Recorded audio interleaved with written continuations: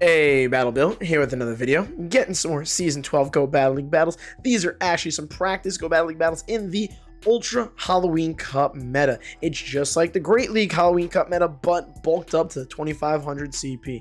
And a big player in these Ultra Halloween Cup battles is going to be Chill Drive Genesect. So in today's video, we've got two teams, the Genesect team and the anti-Genesect team. So getting to this first match, you can see Genesect already kind of popping off against the Umbreon. You'll notice we're running Fury Cutter as a fast move, along with Chill Drive, Technoblast, and Magnet Bomb, not X-Scissor. You could get away with X-Scissor. It'd be a better bait move and would help against potential dark types like Umbreon, but you'll notice that we really don't need that super effective damage to play that matchup out well. Our opponent then swapped in a Charmer, and they got an Umbreon and a Charmer.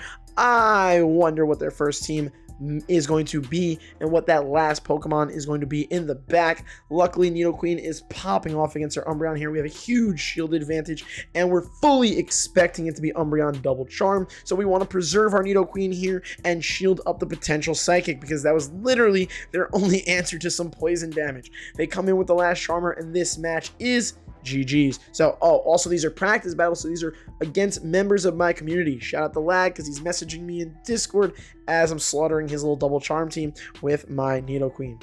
But yo, GG's for match number one. Giratina sitting in the back. Also, move set wise, Giratina is running Dragon Breath with Dragon Claw and Ancient Power, and then Nidoqueen is running the typical move set. I actually have a special Swag Tips IV Giratina altered with a Dragon Breath breakpoint that I think it hits. I don't know exactly how it helps exactly, but he said, yo, run the 14-10-10. And I said, this is a good time to do that, because we don't want Shadow Claw on our Giratina for this meta of darks. And there's poison types, and there's, other types like the bug type. Anyhow, getting to this next matchup, you'll notice we had a positive lead, but they save swapped into Tapu Fini, and I swapped a little slow. Actually, you may have recognized the creator going up against the homie, Home Slice Henry, and he's going to show you why. Out of the two of us, content creator wise, he not only makes better content, but also PvP is better, because I'm pretty sure I won this lead. And then also he plays a swap really well. I am able to bait a shield from him, which is huge, and because I baited, I'm like, maybe he'll bait me back, but I don't really want to commit to this because he swapped out his Nidoqueen, and I want to keep shields for the Genesect against Nidoqueen, because this should still be a positive matchup, because we can spam those Ice Technoblast, because Fury Cutter generates energy so well. We also even call a bait here, which is huge, but then I make the mistake of going for a bait of my own, because he already threw some energy. I should have fully expected him not to shield in this scenario. At this point though, because the Nidoqueen is almost dead, I'm expecting him to Earth Power, which he does, which is huge. He then comes in with a Renegrius, the ground ghost type that Technoblast Ice would be amazing against, and I make a mistake here, not just auto swapping into Giratina Altered. Although my Genesect is debuffed and I don't really want to stay in that matchup, I should have built up until he got to the Shadow Ball and try the catch on my Giratina Altered, because Genesect was going to be my win con considering the circumstances. As you'll notice here, I fall just short of getting to a second Dragon Claw, which with the Dragon Breath may have done enough damage to the Renegrius to win, but was not able to get there. Henry gets to another Shadow Ball and takes me out, and that is GG's. Now, keep in mind, these are practice battles, so I have no idea. Sometimes the algorithm here can be worse than the algorithm in GBL.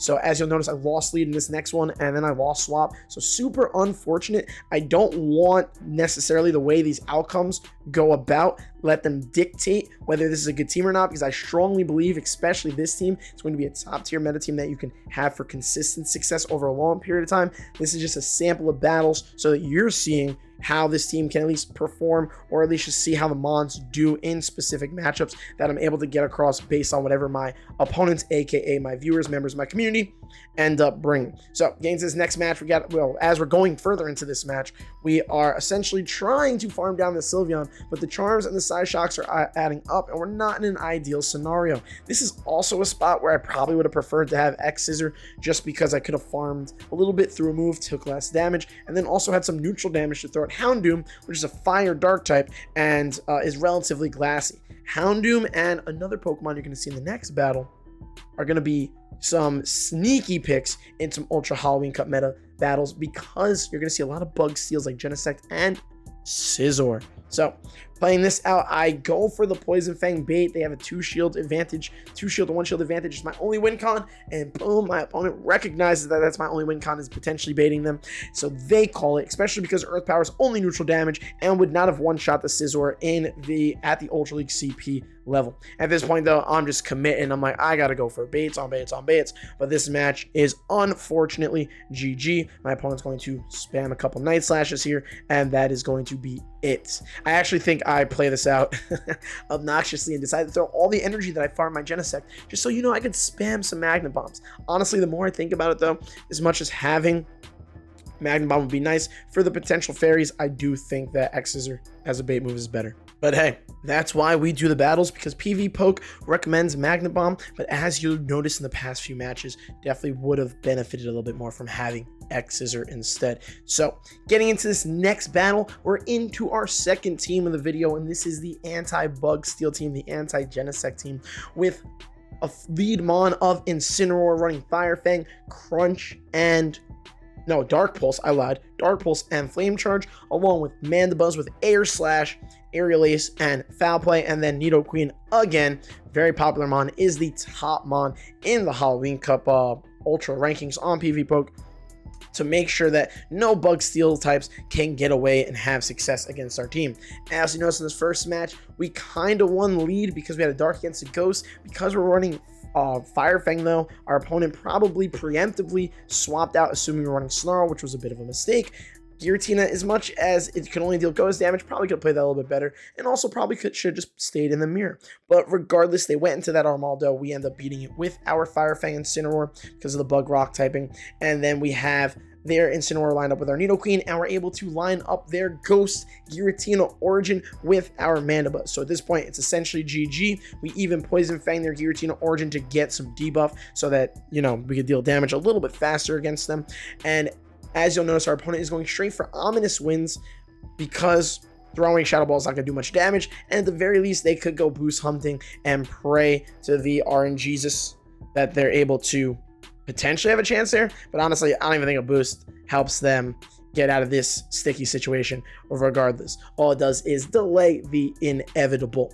The Incineroar comes in, throwing some flame charges, some neutral damage. They're also running Snarl in their Incineroar. I recommend Fire Fang just so you can really comfortably beat up on the Bug Steel types all over the place. So it's GG's for match number 1. Getting into the next match, we have an Incineroar against an Obstagoon, a negative lead. So our safe swap in this scenario is going to be the Nidoqueen. And then once they match us with the Giratina Altered, I'm like, you know what? Maybe I should have safe swapped with the Mandibuzz. I think you're safe to safe swap either of them.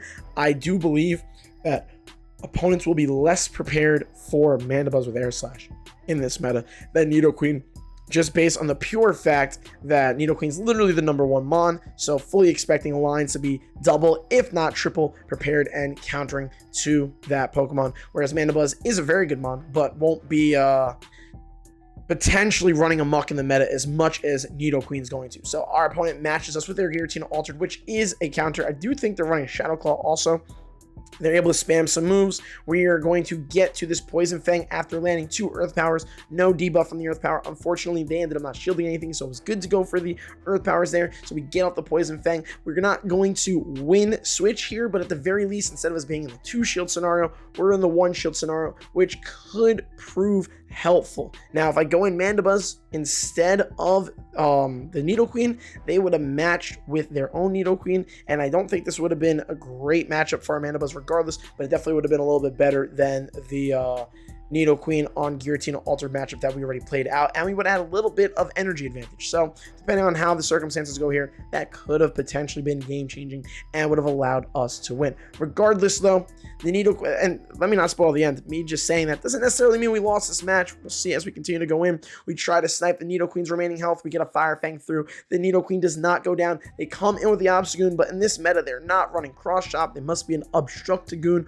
or who knows, maybe they got a Hyper Beam on their Goon for a little bit of spiciness, a little bit of pizzazz. Regardless, though, we can eat some Night Slashes. Thankfully, they don't boost, so we're just worried about the super effective counters coming through. We do decide to shield here, though, because we want to get the additional Fire Fang fast move damage off. Our opponent makes a mistake not respecting our Incineroar's flame charges, so therefore we're able to attempt to fast move their Obstagoon all the way down, and we just air slash the Obstagoon down before it gets to another Night Slash. The Queen comes in, and we sneak through the air slash as they throw a jab to win the match. I actually spoke to my opponent. As you can see, we built some friendship after the match, and they're not used to running their Queen in Ultra League. It must have been recently made because they have Poison Fang and Earth Power on different sides, and they did have the move, the Poison Fang, but they didn't know which side it was on, so we should have lost that match. But regardless, GG's either way.